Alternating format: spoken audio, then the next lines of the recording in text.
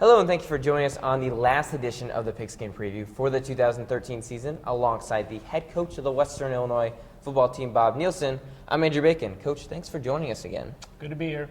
All right, well, this past weekend, the Leathernecks traveled east to Terre Haute, Indiana, to eat at the five-star restaurant at the Beef House. I mean to take on the Indiana State Sycamore. So, Coach, before we really get into the game, let's talk a little bit about the Beef House. It's pretty good. It was a great place to take a team, tremendous service, and obviously the food was to our liking based on the way we played Saturday. So, Coach, going into the game, getting back to the game, Indiana State, they had yet to win a conference game this season yet. They were on a struggle. A lot of key players were missing as their star running back is out, Shakir Bell, and then their quarterback also was out, Mike Parrish. Talk a little bit about them being on the downside, then the Leathernecks also having a little bit of a losing streak as well to try and get a win. We talked going into the game that one of the key things was who was the game going to be more important to. Both teams had been coming off losing streaks, a streak where we had played pretty well in some games and fallen a little bit short. And I think we showed in the first half that it was a game that our team really wanted and played that way from the very beginning. And the Leathernecks would want it very badly, as they would get off to a very quick start and had to grit out a little bit of a late rally there from Indiana State, but they were able to pull off the victory 21-14. Let's toss it out to WIU3 commentators Nico Hefflinger and Raymond Sims for the first half. If Indiana State can actually utilize that field position, as they've struggled themselves on offense. First handoff goes to Buck Logan, and Jonathan Rollins there in the backfield to meet the running back. Mike Parrish in the shotgun looking to throw for the first time. It's Robert Tanyan Jr. Kevin Kinsel missed a tackle, but a short gain going to bring up third and about 7. Tanyan Jr. looking to throw, and that's going to be intercepted. Looked like Luke Venagoni there with the interception. And then another handoff to Baker for the second straight play, and Baker using that shiftiness. That was Connor Underwood's team-leading 8th sack on the season. Western comes back with a completion to Borsellino on the very next play, and Borsellino picks up a first down. And it's going to be a quick pass, and that's going to be caught by High C. And that's going to be a first down for Western Illinois. Trent Norvell is going to hand this one off to Nico Watson, who's brought down, but a nice gain on first. Nico Watson's still the back in the backfield, and he pushes some bodies, but he's brought down at about the 2. Doesn't have quite the explosiveness he had before the illness, but he's going to get the handoff right there. He's going to move the pile, and Western Illinois is going to get on the scoreboard first. Western on first down. Baker's going to take the handoff, cut it upfield. That is his idol, is Peyton Manning, his favorite quarterback to watch. Norvell going to keep it, and he's going to run for the first down. This time another quick throw out to Borsellino, and that's going to move the chains once again. We'll have 2nd and 22 football at the Indiana State 39-yard line. Norvell dropping back a lot of time, and that's going to be a completed pass to Joey Borsellino, who is hit and actually flies another 6 yards down the field. Gave Western an extra couple of yards, so 3rd and 4, and this is going to be a handoff to Watson. Watson fights through a tackle, and that's going to be a first down for Western Illinois. Just another case of finding the hole in the zone, but now they're giving it to Watson a lot to just bowl through Indiana State. Getting right back on the football, 3 games combined. And another handoff to Watson. He trucks someone over, and he gets into the end zone. Touchdown, Western Illinois.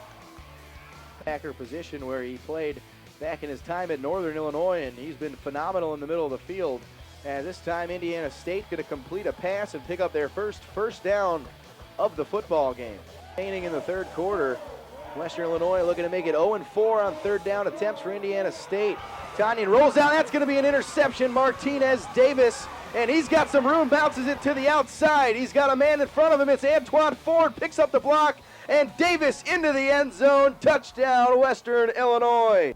After the first half of the game, the Leathernecks were up 21-0. The Leathernecks, as I said, had a very quick start, Coach, and that was something that you and your staff were really looking to because they've had some slow starts to begin games in the past. It was good to get a lead. It had been a while since we had actually led in a football game, and and our team played really well. The first half was definitely our best half of football in the season, and we played very well offensively, moved the ball consistently. Actually could have scored another touchdown, had a touchdown pass dropped in the end zone on our first drive, and defensively held them literally to no yards, and I think their first down was midway through the second quarter, and we're solid in the kicking game, and those are the things that we talked about, and obviously we were able to build that 21-0 lead, which really put the game in our hands. They would have a lot of struggles there, as we saw, that they had to switch quarterbacks. And speaking of switching quarterbacks, in the first half, as we saw, junior defensive back Martinez Davis had an interception that was returned for a touchdown to put the Leathernecks up 21, this being his third of his career and returned for a touchdown. He now has the most in Western Illinois history. Let's listen in to his thoughts on making the big play and being in the record book. I just know when I caught the ball, I look for my teammates, and I just seen them setting up blocks to lead me to the end zone. Man, it's like an honor. It's just like, a lot of work is really put into this game, and just for something to happen like that it's like really cool, and kind of like all the hard work pays off in a sense. I'm gonna keep doing the same thing in the off season. Like, the off season is just very important to me. That's where I feel like you showcase, and when in the off season you put in the work, and in the season you showcase the work you put in. So I'm just ready to get back to the off season and go hard again, and whatever happens next year happens. Coach, what is it that makes Martinez Davis such a special player for the Leathernecks? Well, he's very talented. He has really good instincts at the cornerback position. You have to know instinctively if you can play the ball or have to play the receiver, and that interception was an example of him making a good break. Poor decision by the quarterback. At the same time, Martinez was in the right place, and then showed some skill on the return, taking the ball all the way back across the field and picking up some blocks to get into the end zone. And with that interception, he now leads the team and no longer is tied for the lead with 3 total interceptions of the year. And now I believe he has 9 total interceptions in his career, so it'll be interesting to see if he can get that 10th this weekend. But we're going to go ahead and take a quick break. We'll be checking out the second half after this. You're watching the Pigskin Preview. Every year, millions of young women try to change the skin they were born with and say they die for darker skin. Sadly, some actually do. Change your thinking, not your skin. Stop tanning. Learn more at spotskincancer.org. Welcome back to the Pigskin Preview. Coach, being up 21-0, what did you tell the team to try and keep the lead? Well, what we talked about at halftime is that we played really well. We wanted to keep playing that way. Wanted to keep pressing offensively, moving the football defensively. We didn't really have any adjustments to make. We had played very well, and certainly continue to perform in the kicking game. So wasn't a lot to talk about. Our guys were excited. They knew they had played well, knew we were in a position where we could command the game, and went back out in the second half with the intent to do that. All right, let's go ahead and check out the second half. And the first play from Western's going to go to J.C. Baker, a huge hole you could have driven a truck through. And Baker's going to pick up a first down with a 10-yard run. Ball currently at the 30. Norvell under pressure as Indiana State sent the blitz. And they actually walked away with the football. It was Connor Underwood that got that football following the sack. Tanner Riley deep to field this punt. Indiana State sends the house, and I think they got a piece of that one. And that ball is only going to get to the 40 for the Sycamores. Man in motion. And that's going to be a handoff to the receiver. And he's tripped up, and that looks like it's another first caster with Wozniak in the backfield, the big fullback. And that's going to be a quarterback keeper. And a pass is completed just out of the fingertips of Antoine Ford. Trent Lancaster, 2 backs in the backfield. First and goal on the 6. The handoff goes to Wozniak, and he's going to be a yard short. Passer in the shotgun, football on the 1-yard line. Handoff's going to go to Buck Logan. He's going to walk into the end zone. So Indiana State on the scoreboard. And this time Norvell going to keep it. He's going to air it out. He's got Hi-C Scott on the far sideline. Norvell steps over the pocket. That ball is stripped. And Indiana State has the football. Norvell, the only Leatherneck there. And he forced out of bounds at the 34-yard line. of the second half. Now they got the football in terrific field position. Hand off to Buck Logan on first down. He gets the edge. Back in motion. That's going to be a play action pass. Western sending a lot of players. Lancaster tucks it, breaks a tackle. Empty backfield. Lancaster looking to throw. And he's got a man across the seam. That's Tanner Riley. And that's going to be a first down. Indiana State inside the red zone. Indiana State looking to cut into this 21-7 lead. As fake end around, it's going to be a keeper. Western's offense only been on the field for 6 minutes compared to 13 for Indiana State. A huge hit on Lancaster and an incomplete pass. The Western defense really needs a stop here as Indiana State threatening. Play action, Lancaster going to the end zone. He's got a man wide open. That is a touchdown. Tanner Riley, his first of the season.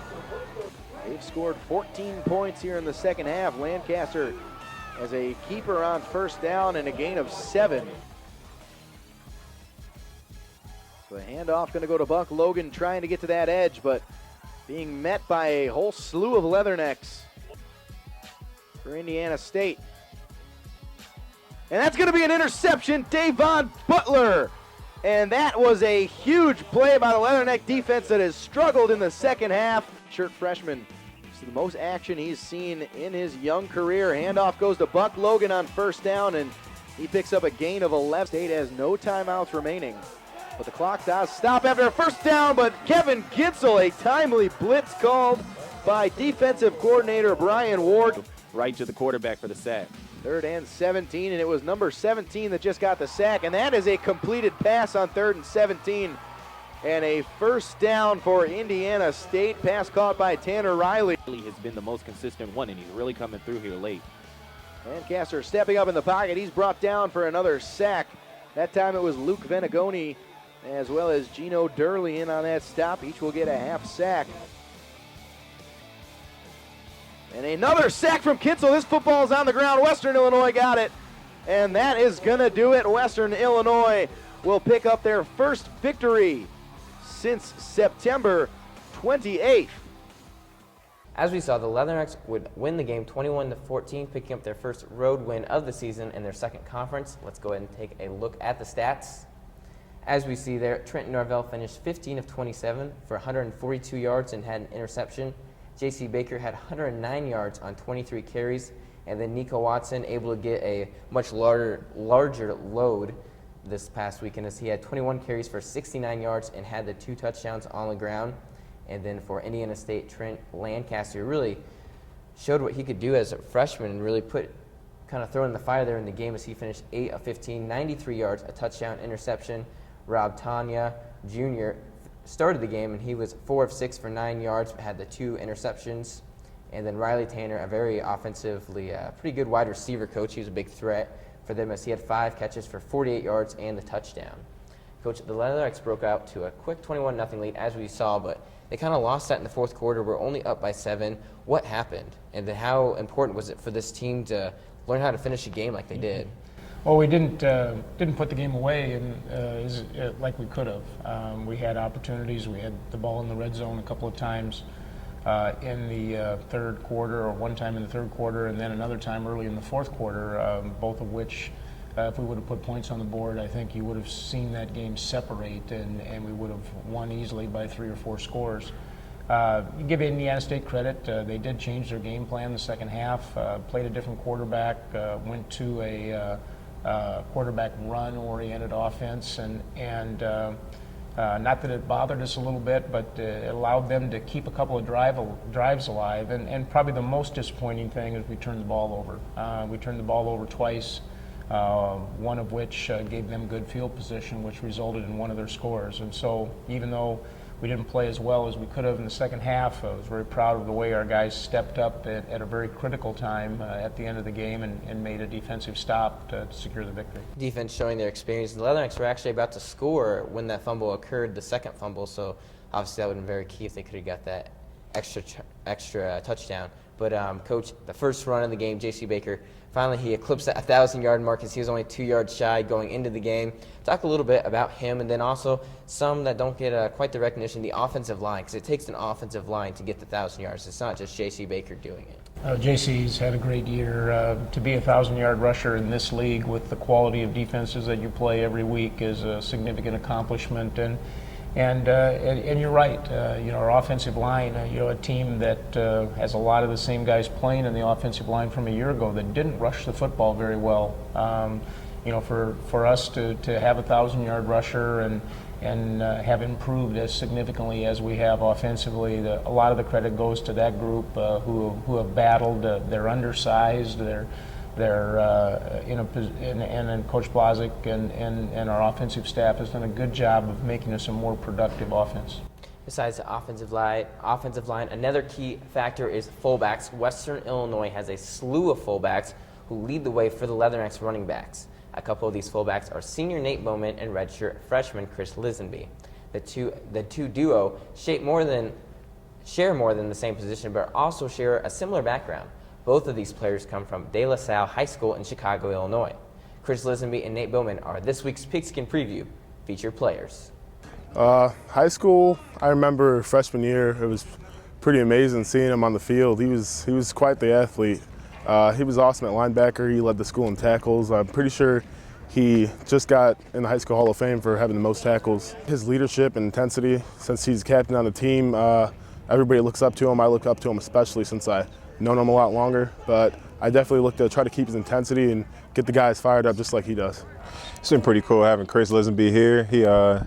I graduated a couple of years before him. I got a chance to play with his older brother. It's been real cool playing with him for the last 2 years, showing him the ropes. It's actually been a big help having him play the same position, kind of bring me in under his wing. He's showed me a lot of things of what to do, being a fullback and tight end. A lot of things, me coming out of high school, I like to hit a lot and I use my hands as much, so he's helped me transition. On the field, I've just been pretty much trying to teach him to be more physical because he's already a pretty big kid. He has the weight down. I've just been trying to coach him up, being more physical, and off the field, just making the right decisions, and he's been doing a pretty good job with that. He was actually a pretty big impact on me coming here, other than the coaching staff. I like the school in general, but having somebody I know and somebody really take me under his wing, and definitely somebody I can relate to too. He's pretty much like an older brother to me down here. I know his brother went to North Dakota State for a while, and he wanted to go there, but he felt like it was better for him to come to Western because he was I don't know, he wanted to be around me more than his brother playing football, so that was pretty cool.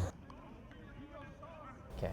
Coach, the fullback position, often, just like the offensive line, doesn't always get the recognition that they quite deserve. Talk a little bit about how important it is for the Leathernecks to have such depth there and a lot of guys that have some veteran experience back there.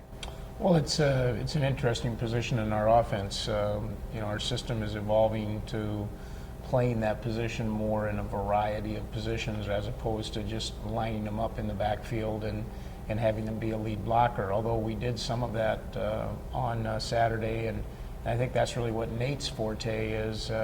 Chris has been hurt most of the year and not been 100%, and so as a result hasn't had a lot of playing time, but it's a position for us that even though its role may be on a handful of snaps during the course of the game, those handful of snaps usually are critical short yardage situations, goal line situations where those plays are extremely important. A lot of 4th and 1 situations, and Leathernecks have converted in quite a few of those. They're one of the top in the conference. And speaking more, though, about Chris Lisenby and Nate Bowman, just talk about these players and what they really do. They always come out to practice motivated and things like that. Yeah, Nate is one of our co-captains this year. It's hard to be a captain when you're not necessarily an every down player on offense or defense, which is the situation that Nate is in. And we talked about the importance of this year playing our best football at the end of the year. And I think Nate's best game, certainly without question, was Saturday, and threw a couple of tremendous lead blocks on critical situations when we were trying to get first downs and keep drives alive, or on Nico's runs. Both of his runs were in formations where Nate was the lead blocker. And he almost had the touchdown as well in the end zone. Yeah. He wasn't swatted down. Yeah. So I think, from that standpoint, the year that he's had, represents the direction that our team is going, and hopefully gives us something to build upon. And then besides playing, obviously Chris and him have been together for quite a few years as they played the same high school for a year since they have a couple years apart between them. But talk about how you've seen Nate Bowman really taking maybe criticism aside and some of the other younger players and kind of mentor them, and then how important it is to have that characteristic, that attitude shared between the players to continue the Leatherneck way. Leadership is critical, and even more so as you take over a program like I did here a year ago, and trying to put the program in a new direction. And sometimes it's hard when players who have been in the program for as long as Nate and even Chris, who's been here a year, to accept that change in direction and the change in the day-to-day how to do things. And I've been really pleased with our with the players in our program and how well they've responded. We certainly haven't gotten to where we maybe dreamed that we could have gotten to this year in terms of wins and losses, but at the same time, you want to gain ground every week, and I think we've gained some ground every week. All right. Well, we're going to take a quick break, but stay tuned. Up next, we have the final 2-minute drill of the season with none other than Coach Bob Nielsen himself. And so you want to stay tuned to see how he'll find out with our toughest questions, and we'll see how he does. But stay tuned. You're watching Pigskin Preview. At that moment, I got my first taste of just how important the Guard is to my community. See how the Guard can be an important part of your life at NationalGuard.com. Welcome back. It's that time again. We have Coach Nielsen as our guest for the final 2-minute drill of the season. And so, Coach, thanks for being willing to answer our questions. And you ready to try and do this? Yep. All right, let's go ahead and let's begin the 2-minute drill. Coach, what position did you play on the football field? Well, about 40 pounds ago, I was a high school offensive lineman. Wow, offensive lineman, huh? If you could play any other position, what would it have been?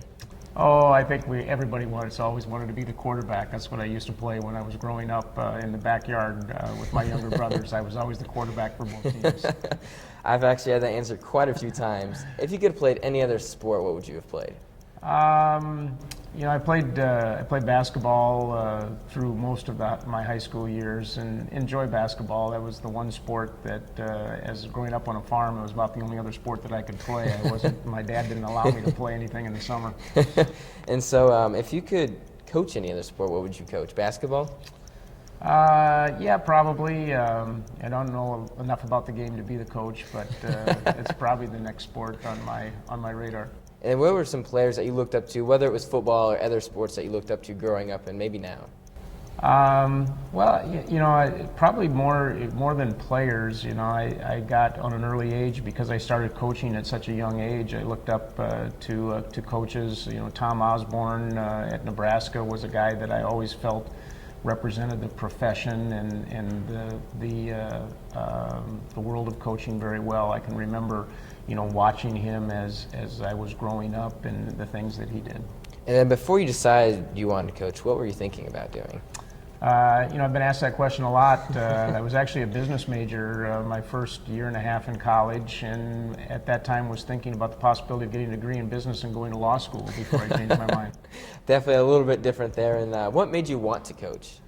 Well, I got hurt while I was in college, and the guy that had recruited me got me involved with being a student coach while I was trying to make a decision in terms of if I was going to try to continue to play. And so I served 1 year as a student coach, actually returned and student coach the following year, which was my last year, and then he hired me in a full-time position. So that's really what changed my direction. All right, well, that's all the time we have for you this week on the 2-minute drill.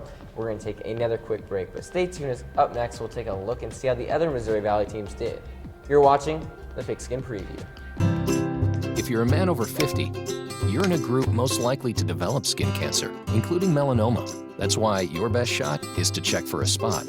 Follow through and check your skin. Go to spotskincancer.org to find out how. Welcome back. Let's go ahead and take a look at the scores of the Missouri Valley teams from last weekend. As we said, Western Illinois would win over Indiana State 21-14. South Dakota State was able to beat the struggling South Dakota of late 27-12. Northern Iowa held off Missouri State 17-10. Illinois State was unable to score in the second half, and so they lost to Southern Illinois 24-17, another close matchup there. And then North Dakota State ran away with it. Surprisingly, against Youngstown State in the second half, 35-17, they actually went through a couple quarterback changes as Kurt Hess would leave the game, and their second string would also be pulled out. And so Youngstown State, as I said, 3 quarterbacks, very unusual, and I couldn't imagine it was because Kurt Hess is playing bad, because he's a very good quarterback. And taking a look at the standings, North Dakota State is at the top, 7-0 now in conference. Youngstown State 5-2, Missouri State 5-3 after a 0-4 start to the season. Incredible by them. Southern Illinois and South Dakota State both are at 4-3. Illinois State at 4-4. South Dakota 3-4. Northern Iowa 2-5, and Western Illinois 2-5, and then Indiana State 0-7. And then taking a look at the games this weekend, South Dakota State will travel to Youngstown State. Indiana State plays host to Southern Illinois. South Dakota travels up to North Dakota State, and of course, Western Illinois will travel west to take on Northern Iowa Panthers. Iowa is west, I suppose. They'll go to the Unidome, and so they will play inside. And coming into the season, though, the Panthers were ranked as one of the best teams in FCS football, and even started off with a 4-0 record, and then a tough conference stretch featuring 5 straight losses, with 4 of those being by one score, and 3 of them in overtime or double overtime. And so coming into the final game of the regular season, they have gotten some fire, gotten 2 straight wins, Coach. And so talk about what to expect from this team, and they feature a very powerful defense. They're an outstanding football team. You can't be fooled by their record. They're a team that could easily be 9-2, 8-3 right now. They went through a period of time where they lost a lot of close games. Similar to us, maybe even closer games than ours. We had a lot of one-score games, and they lost 3 games in a row, I think, in overtime. So very talented, both offensively and defensively. They're going to create some very difficult matchups for us, and at the same time, we've got some momentum, and we want to play our best game of the year on Saturday. And speaking of some of the offensive things that they do have, they have David Johnson, and then it appears that Sawyer Cole Morgan, I don't know if you know his status, but he has been unable to play these last couple of weeks. And they've had a quarterback who transferred from Nebraska who's done a pretty good job for them getting them back to the winning ways. And so what do you expect out of this, a little bit more about this offense, if you know who's starting at quarterback? Yeah, I would expect Cole Morgan to be back. From what I've read, he was actually available last week, but they were just kind of being unduly careful with him. He's different in that as a better passer, he has the ability to really make you defend the field, and that gets complicated because if you defend the field, David Johnson, one of the top backs in the league, yes, and has demonstrated to be one of the top backs in the country. Another guy that's a 1,000-yard rusher, so they'll be a very difficult team to defend, and you've got to try to control. You're not going to stop, but control their offense. Certainly the best defensive team that we've played in recent weeks, a team that has great personnel and plays very aggressive. Mark Farley, their head coach, who I know personally, is an outstanding defensive coach, and his teams always play strong defense. And they rank atop a lot of the defensive ranks for the Missouri Valley Conference. And so with that, let's go and take a look behind the numbers for Northern Iowa. As we see here, the positive things, as I said, scoring defense, they're second in the conference, 19.4 points a game, second in sacks with a total of 30, second against opponents on third down, 35%, and then fourth in total defense, 332 yards per game. And then some of the negative sides, they haven't created a whole lot of interceptions. They only have 8. That's ranking them 9th in the conference. Time of possession for their offense is ranked 8th with 28 minutes and 22 seconds per game. They are ranked 7th in offensive red zone percentage at 77.8%. And then, of course, as I said earlier, they've lost 4 of 7 games by 1 score, and so a lot of close games there that they have been involved in. The Leathernecks will take on the 6-5 Northern Iowa Panthers this Saturday at 4 p.m. at the Unidome. That's all the time we have for you this week on the final edition of the Pigskin Preview. I would like to personally thank the broadcasting department head Buzz Hoon, the athletic department and football team for allowing me to do my interviews, Sean Ingracia, Stephen Fewer, and Brandon Durham for their help this season. And then, of course, my studio crew has helped me on the show for every week this past year: Crystal Dooley, Tyler Eddy, Casey Woodman, Mario Polero, and Mitch Dinkelman. And finally, a big shout out to our viewers who have been watching this entire season. For Coach Bob Nielsen, I'm Andrew Bacon, signing out for the final time this year.